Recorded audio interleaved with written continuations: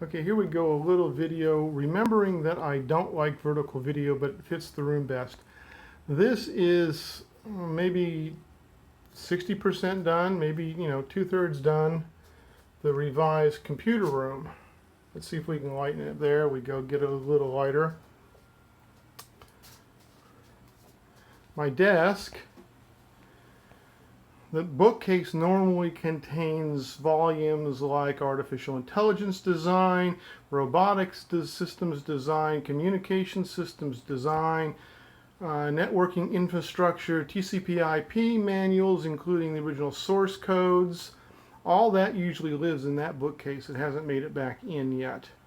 Um, uh, those cables are for when friends visit so they can plug into the network and we can game together. That's a network monitoring station that isn't set up now. This rack that is a real shit pile at the moment because I had to pull everything apart and put crap where I could, but at one point in time it held numerous servers. On this shelf were two domain servers for fairymanor.org, lived up there. Email and all that, backup and primaries. This shelf, little shelf down here, as you can see, there's still one NSlug, but that used to contain local mail servers for the in-house domain and other things like that. You can see that's two of three Dell GTX 150s, GT 150s, something like that. That used to be CentOS and also domain servers. They ran part of the internet, part of an international chat network. Used to live there. At one time in the early 2000s, two of the nodes went offline, and one of the nodes, well, no, excuse me, there were two nodes in the early 2000s. One in New Jersey and one in mine here, and the New Jersey node crashed, and for 3 years I ran the entire global chat network on an IBM box, a little IBM box. It had a Pentium 450 in it. I think it was a 450. The rest of the network ran off of a dual processor Pentium 450s. So that used to all be in here. That's my currently shut down network machine. The CentOS machine that used to live there that ran the internals, the private side of the network, it had a motherboard crash, but I got really great service out of a little cheap box. Right now, most not. Oh, there's two other NSlugs that used to be domain controllers internally on the network. My Raspberry Pis will be when I finish configuring them and get everything moved around and some of this stuff out into the garage. This stuff will all end up out in the garage. Those will be my domains, my internal domain, local domain servers and stuff like that. And then there's my my Nighthawk modem. Excuse me, router back there is my current DSL modem. There's an old gaming machine. That's an original i7 920 living inside that box, which still does pretty good for itself. I'm having to rebuild some stuff at the moment because a Seagate 4 terabyte drive, in fact that Seagate 4 terabyte drive died. It had my online television database on it and it crashed. So I don't have an online television database at the moment. There's a power distribution for my drives. Oops, let's get these cables out of the way. There's my Mac Mini, which is my media server, and it's something like, oh, I don't know, what is it, 4, 8, 12, 16, 18 terabytes of hard drive on it. minus that 4 terabyte drive that's dead. Thank you very much, Seagate.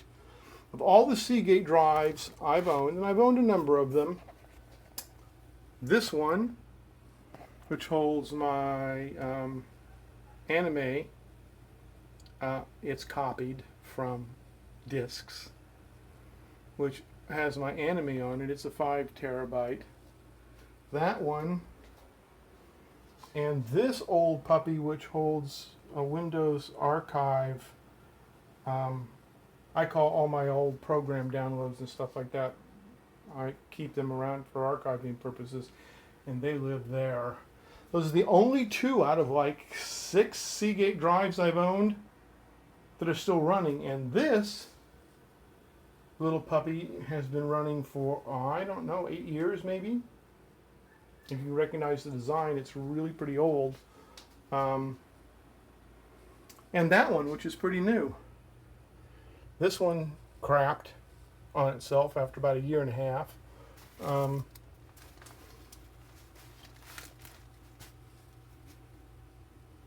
So that's what we have. This desk, you see here, used to be on this wall long ways. And this bookcase, which is mostly empty at the moment, missing lots of stuff, used to live right next door to it here. And literally bump up like almost directly to this rack, like to here. And then the desk is here. And here was a floor-to-ceiling bookcase with like 35 years of National Geographic. Every single Byte magazine ever published, they've been resigned to the trash now. And you can see this old bookcase contains some very interesting stuff up there. Luftwaffe, some hidden manuals we aren't telling anybody about. Yes, I worked for Sperry, and yes, I had access to Lawrence Livermore Labs, and yes, I did Zortec. Oops, and there's a motherboard, 386 motherboard, I believe, and there's some more Sperry stuff as we come around there. And oh, look, a real IBM original PC reference manual, an actual reference manual. And there's an operating system reference manual for DOS. And then I owned every version of CP/M that was ever released, and there are manuals for them. And I had several entire archives of CP/M software. I don't have them some more. And then we get stuff along here, like you can see the Microsoft C Bible, user interfaces, C++ expert systems, music synthesizers. Oh, look, principles of interactive graphics. And what's this one? Algorithms for graphic and image processing, and the fundamentals of interactive computer graphics. User interfaces in C++ and object-oriented programming, computer graphics, a programming approach. Yes, that's the kind of stuff I was into and did. Turbo Pascal, yes, I did that. Oh, look. The Win Roche Hardware Bible. How many have ever heard of that? And Practical Ray Tracing. And Programmer's Guide to PC and PS2s. Programming in Windows 3.1. Are we aging myself? And 95. Ooh, look at that. Windows 95. Wow. What's this? Owner's Manual for something. That's when you actually got owner's manuals. Anybody remember the days when you actually got owner's manuals? Real honest to God owner's manuals? A high-speed fax modem. This was for a high-speed fax modem. My God, look at that. Look at that. They actually told you how to use the crap they made and that you paid a ton of money for. C reference manual. What is this one? Oh, I don't know. This looks like an empty box. Imagine that, me having an empty box. C++ techniques, MuLisp, real software, MuLisp, a little bitty program, MuLisp. See, this was when manufacturers and developers Oops. Sorry about that. Actually cared about what they wrote and wanted the users to know as much as they could. Little bitty new Lisp. It's like a 32K program. That's K bytes. The whole bloody interpreter is like 32K. And you got a manual like this on it. And you can just say, oh, here's the language. Go screw yourself if you don't know what support libraries there are and stuff like that. And Lisp 3rd edition. I've wrote about 1 million lines of auto Lisp code. Oh, look, Xtree, QEMM 7, Quarterdeck. Oh, you know, real manuals for real products. Yeah, yep. Oh, and some games, some old games. Zork, Return to Zork. I played the original Zorks. The absolute original Zorks. On a VAX. I had an account on Digital Research's VAX. Then we get all kinds of other weird, oh, look, discs. My God, discs. More manuals and stuff. Ooh, what do we get there? Internet Yellow Pages. 4.4 BSD manual. Oh, yes. Oh, sorry, you shouldn't have seen those. Building applications, Microsoft Macro Assembler, reference guide to Visual Control Pack. Ooh, look at that, man. Amazing, all this shit. And yet, AutoCAD, yes, I really developed in AutoCAD 3D architectural design programs. Lots of code in AutoLisp. So that in the old days, very hardly ever much past pen and ink days when you still actually plotted stuff out on paper. I worked on did internal development on a little bitty program that allowed you to do things like say, okay, I'm going to do exterior walls. They're going to be this high. They're going to be this thick. I want to start click here. I want to go over there, click. I want to go over to there, click. I want to go over to there, click, and over to there, click, and click.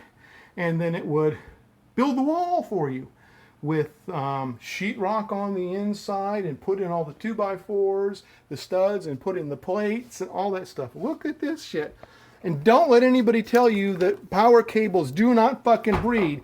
If you hang power cables next to each other, these son of a bitches will fucking breed.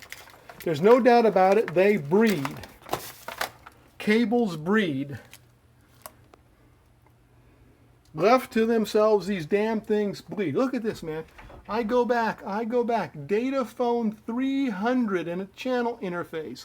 I've got a Dataphone 4800. You're seeing my magical world of stuff. Cables, phones, more goodies. Look at these. Look at this crap. All over the place. Coolplex, Nikon. Oh, look, anybody ever seen an 8-inch drive? There you go, 8-inch floppies. I've still got them and they still work. Yes, I work for Sperry Univac also.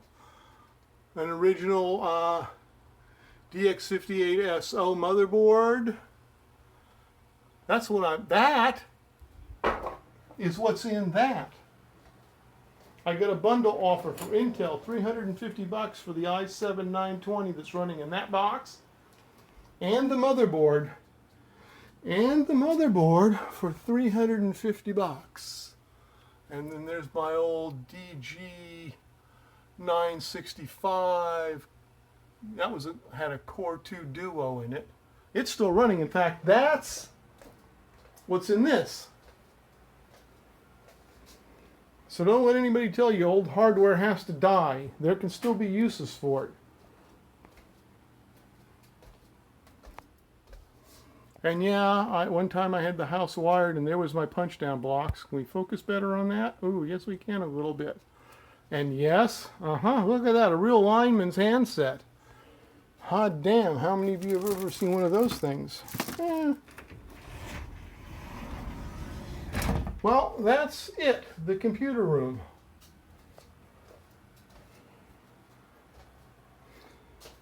where I used to do many hundreds of lines of code all the time. Ooh, look, part of a network design.